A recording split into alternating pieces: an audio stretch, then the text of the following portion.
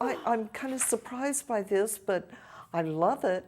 Please explain to us why fun is so important. Fun is right next to ecstasy and joy.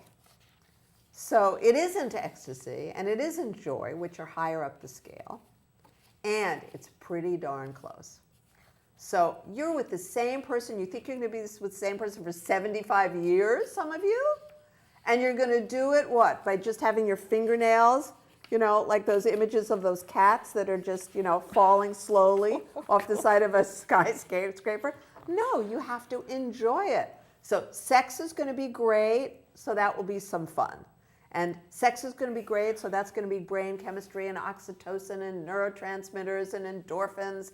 And you're going to have a wonderful time and your careers are going to be great and all that. But you have to put aside some time for fun. And I'll tell you, this is new for me.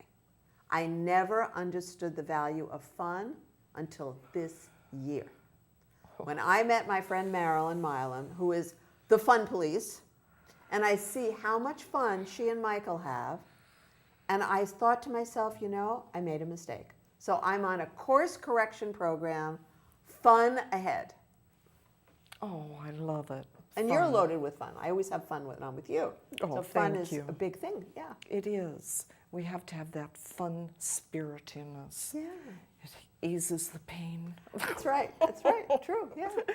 Now, I know, Susan, you speak about family, and I know that you've been describing getting along with the partner's family or something different, and I know that it's very common to hear that someone may say that if you love me, you know, you're marrying into my family, and how does that work for you? You mean you're marrying my family. Let's call a spade, yeah, really. So, would you marry a person who said that? I wouldn't. If somebody said to me, you're marrying me, you're marrying my family, I would say to myself, what is it about this family that this guy is alluding to that makes me take, you know, 6 steps back? So I would say to myself, okay, well, let's arrange to spend time with this family as soon as possible. Because now I've been informed that there will be 20 of us up at the altar. Okay, got it. You just want to make sure you like these people. You want to make sure these are nice people, kind people, gracious people. I know my family made too many boyfriends feel comfortable. You know, 2 husbands and too many boyfriends feel comfortable. And they were very gracious. My family is a lovely, lovely group of people. They know how to behave themselves in social circumstances, you know. But you could tell right away the ones that they were really stretching themselves. My uncle once turned to me after my boyfriend had gone into another part of their house on Thanksgiving, and he said, what do I say to his conversation about race cars? What do I say? Oh, my. I don't know. I'm at a loss myself when he starts talking about cars. I really don't know.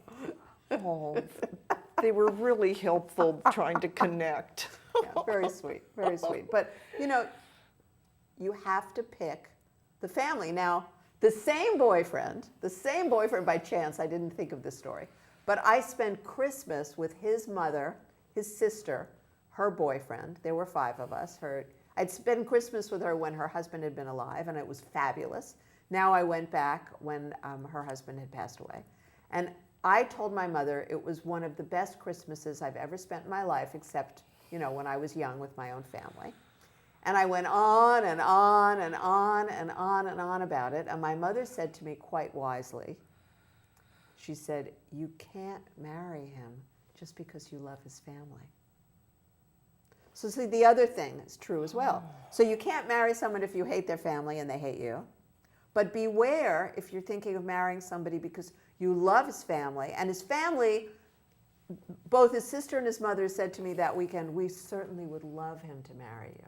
But we don't know what to say. And he's so stubborn, if we said something, he probably would never marry you. I said, yeah, I know. You know, he's a difficult guy. Sweet guy, but, you know, still not married, by the way. So you have to be very, very careful how you, it's a dance, it's a balancing act, it's all of those things. But here's the bottom line. When we have communication skills, we can motivate and inspire people so that we can have a clear understanding with them. And then we need to have this clear understanding as time goes on. If you don't have a clear understanding with your partner, you're like those wooden people that we were talking about at the very beginning of the show, those wooden people living in a house who aren't really alive and aren't really human. They're just going through the motions like cogs in a wheel. And what could be more hideous than that? You don't want that. Oh boy, that's a reality check. Okay, well now how about this one? We all need to eat. What's up with how do we consider what we enjoy eating with our partner to be? And food preparation is really crucial too, right? Food preparation is just so serious. And I'm going to check if I made that a separate category because it's such a big thing. Give me 1 second. Nope, it's not. Good. So I'll put both together. So again, when is the last time a vegan made a steak? Can be quite challenging. When is the last time a meat eater made a vegan meal? I remember darling Alexis saying to me, I'm not making 2 meals for us. So I ate his very delicious food that made me sick. I couldn't eat the food he made, but I ate it because I understood.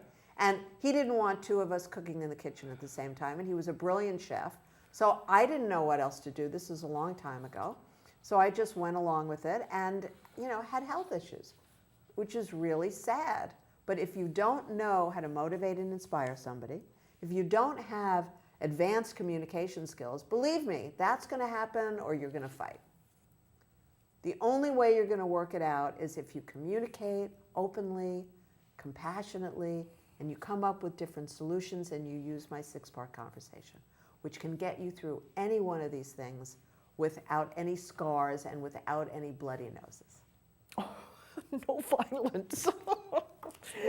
Now, what is number 14 and why is that so far down the list? Children? Oh. Children. Because a lot of you won't be having children with this partner that you're getting married to.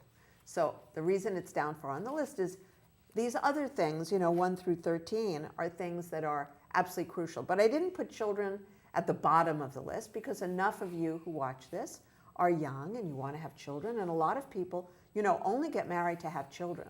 And let me say, don't do it. Step away from the moving vehicle. Do not try this at home.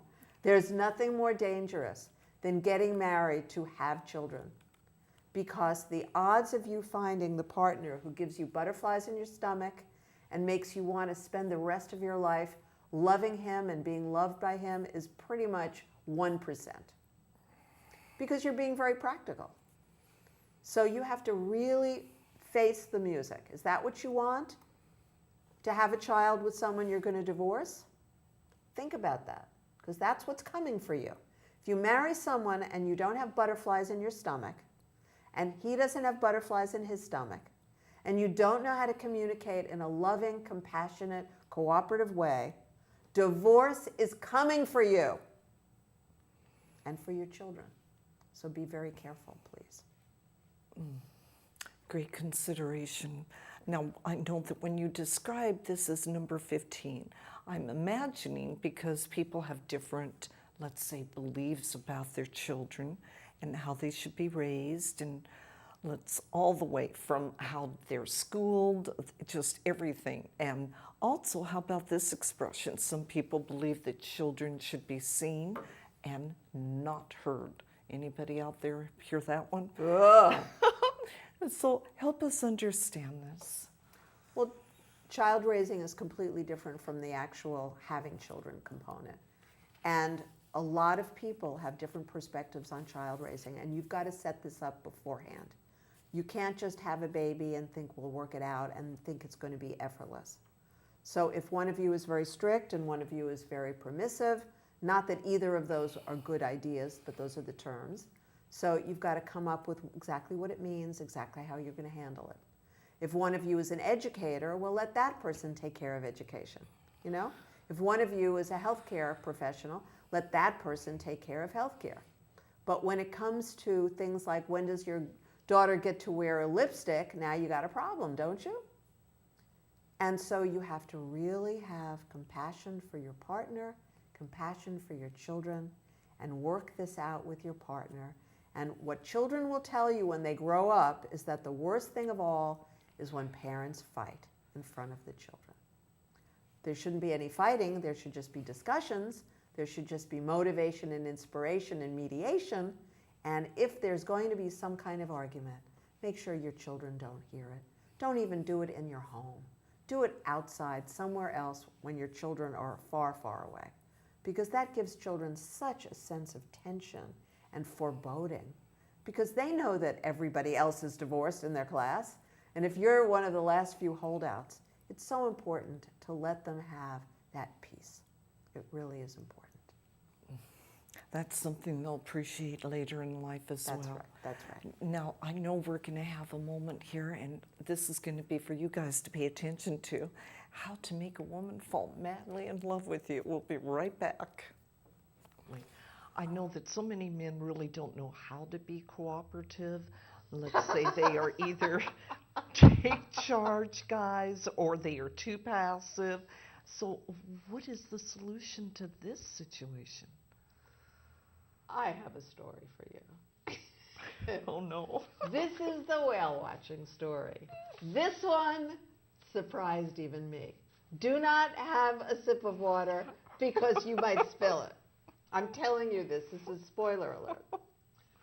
So many years ago, a guy finds me on Match.com, contacts me, not a particularly attractive guy, not my type, but he was so nice in the emails. He was gracious, he was flattering, he was intelligent, he was interesting. I thought, well, why not?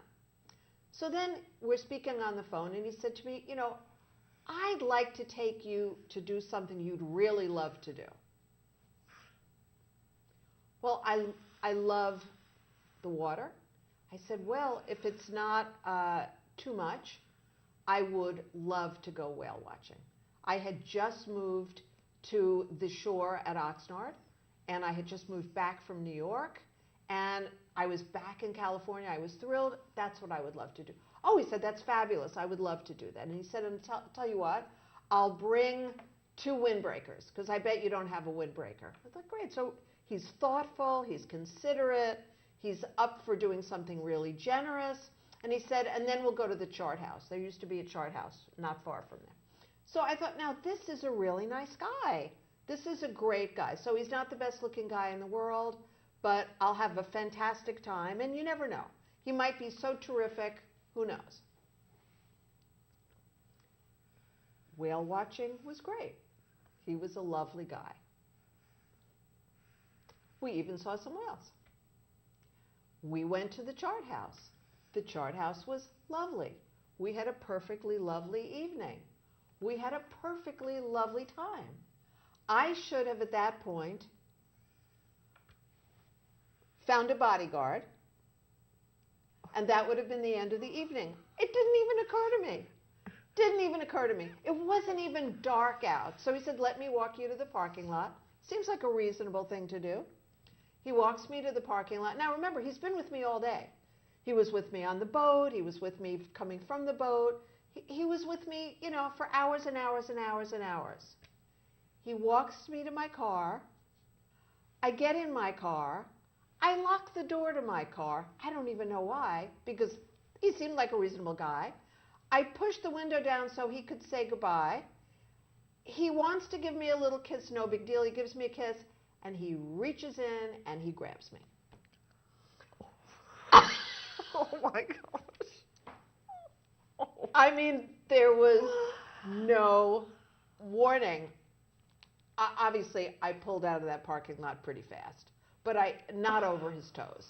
But so being cooperative means considering your needs, considering the woman's needs, coming up with strategies that meet both people's needs, and not doing anything insane on the date.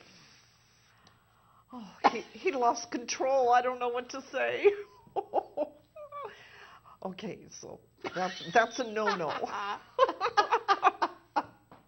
No grabbing. No grabbing if you want to ever see her again. That's an incredible story, and I know it's true. once again, oh my gosh, we're just sticking with facts. Okay, let's true. explore this. Right on air. Okay, I know that, well, I'm imagining that you mean how a couple, how do they go about spending their time together?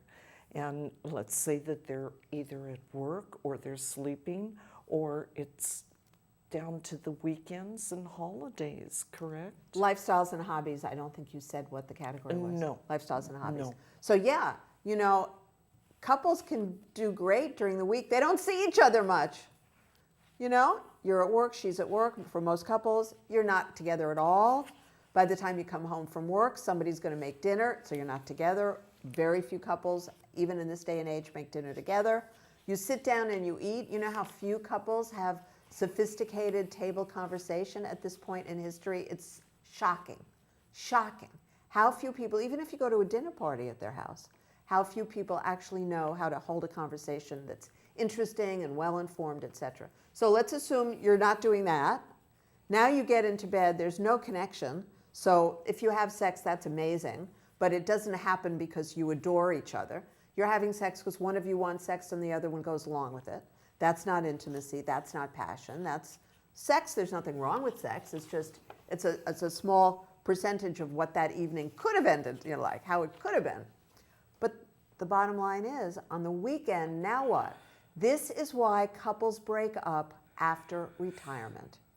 Because there is no husband going off to an office. And women say, if my husband doesn't find some place to go every day, I am going to kill him. Well, what they're saying is, I should have left him decades ago.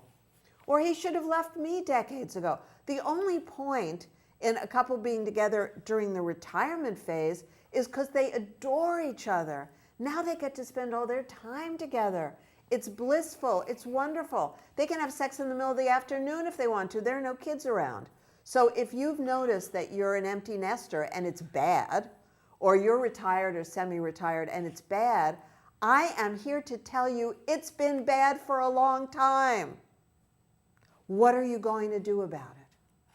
You can call me. We can talk about whether it's worth saving. Then we can talk about how to save it if it is worth saving. And it's not my assessment of whether it's worth saving, it's yours. How many of your key needs are met? How much effort are you willing to make it wonderful for both of you? And here's the key. What is the first step of reconciliation? Gigi knows this very well. If you want to reconcile with your spouse, the first, second, and third step is to make it wonderful for him or her, not you. Make it wonderful for him or her, then he or she will eventually be interested in reciprocity. Or forget all that, move on, find somebody fantastic who's a great match for you now. There are millions of people doing either. There's not a right or a wrong anymore. It's just the way you do it. You know, the way you do it can either be compassionate or incredibly cruel. So don't be cruel. I think there's a song like that by Elvis Presley, right? To the one you love. But this is don't be cruel to the one you used to love, or you thought you used to love, or maybe you convinced yourself you used to love, or you convinced him you used to love him, and now you find out, now that you're spending time together, not so much. Shocking, shocking. Yes. Oh, well, we need to be aware if we're going to be a good fit or not. That's really it. So what about people, and how do they go about finding out if they really are a great match for marriage? So we're talking about religion and spirituality now. Yes, thank you. So religion and spirituality, it's really, really, really key that you look at what is real.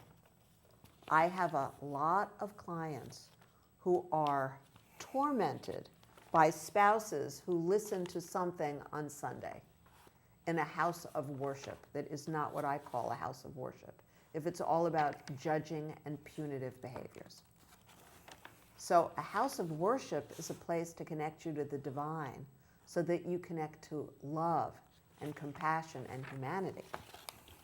And so that's what you want to be aware of. So to my mind, if you're worshiping any deity, you're worshiping the same deity as everybody else. Because I haven't heard of a planet. You know, we have one moon and we have one sun, and there appears to be one God. And many of us call that God by different names. And many of us have different practices to honor and worship that God. When you make that a war in your own home or in your own family, that is so, so, so misguided. Because there are many ways to worship in the same manner. You know, there are all sorts of conversions if you believe in that. There are all sorts of other options where you can visit one another's houses of worship. The key is, don't make religion and spirituality into another topic for war, please. Oh boy, okay, that's a good one to pay attention to. Now, what about chores? I know that that's so great to add. And Susan, I know that we've heard about marriages that sometimes can practically crumble because somebody doesn't put the top of the toothpaste container on, or roll it up just right, or let's say clean up after making themselves a sandwich in the kitchen. What do we do about these issues? This is really more about autonomy than about the chores. So if you love your partner, and as Marshall would say, you want to make your partner's life more wonderful. You know, I'm in the making my partner's life more wonderful when I find who this partner is going to be. You know, and I always was. You know, until I discovered it was a one-way street, and then after a while I decided I wasn't. But I always started wanting to make life more wonderful for him because it made life more wonderful for me. And that, to me, is the only way to have a lifelong, loving, adoring partnership. So if you've got chores that have to be done, and every couple has chores, then you've got to figure out the workload, the parenting load, and the time possible for chores. Then you've got to figure out who's best at certain chores. And you've got to figure out who's terrible at certain chores. And I always love the fact that Howard Wills does the vacuuming. He likes vacuuming every single day, and he does vacuuming every single day. And that is a beautiful, beautiful husband who really loves his wife and who literally does anything and everything he can to make his marriage and family more beautiful. Oh, beautiful. Yeah, that was great. Thank you, Howard. She's lucky. Now, okay, we're going to talk about now retirement. And I know that my grandmother said that the day that my grandfather retired, that was the day that she needs to go out and go back to work. So she was talking about, I don't want this guy around my house. I don't want him underfoot. I don't know how I got through all these decades with him. But if I have to look at that face every single day around the house, I'm out of here. That's exactly what that was about. Yeah. And in those days, you know, in the time of Gigi, my grandparents, then normally they would stay in the marriage. They didn't think about it in a more creative way. They didn't have permission from society to create a different strategy for themselves. But now everybody can. You know, everybody, everywhere you look, somebody's been divorced, mostly more than once. Not that that was our first choice, but how much unhappiness is any one of us signing on for? So the key to retirement is start talking about it long before retirement starts. Look at your options. I'm a big believer in not retiring or semi-retirement. I believe that people who retire are really challenging their brain, because if you're not learning something new, then your brain is going to be getting, you know, more lazy and more lazy and more lazy, and they've got diagnostic terms for that, so be careful. And I have to tell you that just doing something that's fun, doing something that's exciting, nonprofit work is what keeps most people happy and young far beyond our years. So I would really encourage you. And if you had a big career, you know, if you were a major player in a company, your own company, there are always people who are just starting out who want advice. And there are so many organizations in this town and every other town where you can be one of those executives and you can help young people starting their own company. You can prevent them from making devastating mistakes. Because I know when I was young, I had 5 mentors, and I listened to them in different areas of my fashion business. Then when I started this business, I had 2 very important mentors. Then I expanded to like 5 very important mentors. Mentorship is crucial, and if you're going to be semi-retired or fully retired, please don't just sit around the house, drive your spouse crazy, because this whole thing could fall apart right before your very eyes. Great suggestions for people to get involved and excited about. They're on Yes. their time now. Absolutely. Now, Absolutely. Susan, would you mind reviewing the entire list of the 19 domains of a successful marriage bet. for us? Number 1, sex. And you know why? Because in monogamy, most of you want monogamy, you're only having sex with this one partner. You can hire everybody for everything else, but not for sex. Monogamy. Monogamy is important if you want a monogamous relationship, and not everybody does. But if you want that, it's an energetic perspective. And you want that trust. That's very important to you. So most people, for that reason, safety, no chance of STDs, no chance of all of that misery, unexpected pregnancies. So monogamy is a good way to go. And when you can't be monogamous with that partner, that's when you need to talk about moving forward, changing things, but doing it in a loving, never a cruel manner. Morality. What does that mean to you? Morality can include politics. It can include everything. It can include who your friends are, who your friends aren't. I remember that my grandparents had a couple who were not married because neither of them could get a divorce. And this was in 1920, that my grandparents were both able to have an outside-the-box approach. Was very, very unique. And they were, in my opinion, really a rare couple that they could befriend, these wonderful friends. It was actually my grandmother's best friend. And they loved them dearly, loved each other dearly, and they just didn't happen to be married. So that takes us to love. What is love? Love, number 4, is a combination of needs met.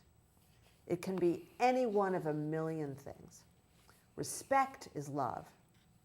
Caring is love. Trust is love. Compassion is love. Kindness is love. Touch, passion, sex, emotional intimacy, deep levels of physical intimacy brought through by Tantra. All of this is love, and more. Generosity is love. Willingness to have another child because your partner wants one. That's another form of love. Number 5 is health. Where couples mess this up is they forget they've guaranteed to their partner their body. That means you got to take care of that body. Live safe, live healthy, even the things you don't want to do. Investments. Always read your partner in on investment strategies. Number 8, appearance. Your partner looks at you 10,000 times more than you look at yourself. Make yourself look good for your partner. Home. Home is your safety net. Make sure your home is loving and lovable and gives you this warmth, gives you this feeling of safety, and work it out together. Careers. I'm looking at the clock. I'm playing beat the clock here. Careers. You have to compromise. You have to agree. You have to co-create. Fun. You have to have fun. The marriage will last a lot longer, and you'll live longer if you add fun in there. Family. Different people have different ideas of family. Make sure you're a fit for your partner's family and vice versa. Meals. Decide in advance who's going to be cooking those meals, what those meals are going to be like. Make sure that nobody has any animosity about it. And if there is animosity, figure out an outside-the-box solution. Children and child raising, it's got to be a co-creation and compromise. Lifestyle and hobbies, again, give each other time to be on your own, give each other time to do things together, learn to do things together if you don't already have them. Religion and spirituality, just be kind about this. There's just one God in my view. So don't make this about right or wrong. Chores, make sure you each contribute to chores in some way that works. And retirement, start talking about retirement 5 years before you retire, or semi-retire, or don't retire at all.